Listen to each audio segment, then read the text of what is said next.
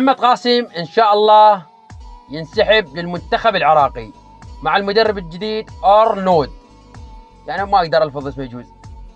وان شاء الله يبيض وجوهنا بالمنتخب ويبقى على مستواه لحد ما ينسحب للمنتخب العراقي، وان شاء الله يبيض وجوهني ويرفع راسني مثل ما اكثر جزء واحد اني او اول واحد دعمت محمد قاسم والفيديوهات اللي صعدت، واكثر عالم قامت تدعمه لانه هو لاعب مظلوم.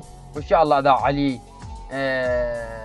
ضغط من او علي حرمان من الاتحاد ان شاء الله يرفعون عنا هذا الحظر او العقوبه لاجل العراق ولاجل المنتخب العراقي ولاجل الشعب العراقي، حتى لا يصير يعني مصالح خاصه.